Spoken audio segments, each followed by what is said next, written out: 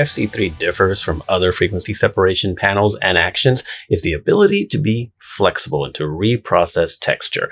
Let me show you. For example, here's some shot of some old sort of car parts, and there's a lot of texture happening here. So we're going to go ahead and run FC3 on manual, median at about a 7 pixel radius. Going to hit play on that, let it do its process.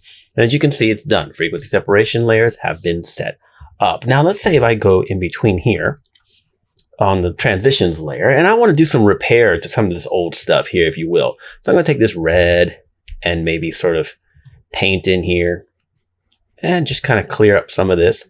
Why would I do this with frequency separation in general? Never mind this panel. The reason why I would is to preserve texture. Now I'm going to overdo this a little bit just to kind of show you. But as you can see, I can kind of paint in. I'm going to zoom in a little bit so you can see. Look what's happening. This is a pretty common process for a lot of retouching when you know, okay, I have to paint this stuff in, but I need to make sure that I don't completely destroy all this old texture. Let's say that was the order of the day for this project, right?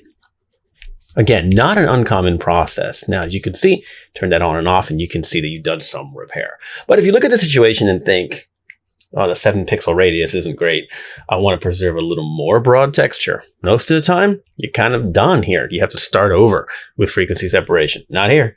We just make sure that we're somewhere inside the FC3 folder. And then we take our radius. Let's try 20 and hit play. Now we have a radius of 20 extracted, and the transitions layer is unchanged. Okay, so as you can see, now we have 20, so we have a little broader texture, right? And you can change that back and forth. So I can come back here and make it a 3 if I wanted to. And now the texture is really tight. You can go back and forth until you find a texture that you really want and that really works best for what you're doing. So nothing is permanent. Let's take a look at some portraits. So on this portrait, let's do a little frequency separation work that you might find yourself actually doing. So frequency separation is great for healing in certain situations, like directly on the high layer, and it's good for painting in transitions if you want to smooth them out between high and low. You can also paint on the low layer. Let's go ahead and run it at a bit of a tight radius of about 5, so I can do a little bit of transition smoothing on her face. Let that process real quick, and then so I can choose like a, I don't know, like a 4% flow. And let's just come in here and kind of paint, kind of smooth up some of these transitions. Got a nice soft brush.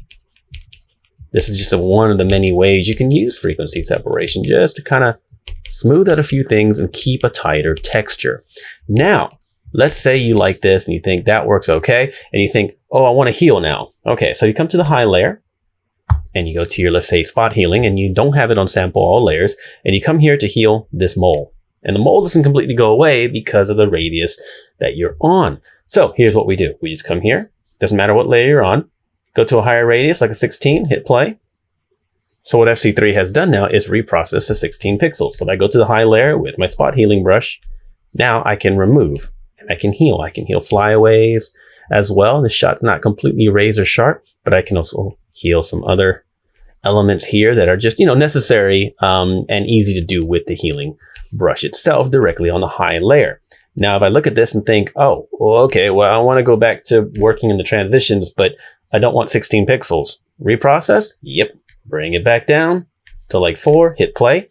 It'll now kind of bake in, if you will, your heals in your high layer, leaving your transitions alone, and you can come back and start working once again at 4 pixels. So, you can find your own workflow that really works ideally for you. You don't have to do this necessarily back and forth 17 times, but anyone who does a lot of frequency separation knows that flexibility and running it at multiple radius can be very, very useful and very powerful in any type of retouching.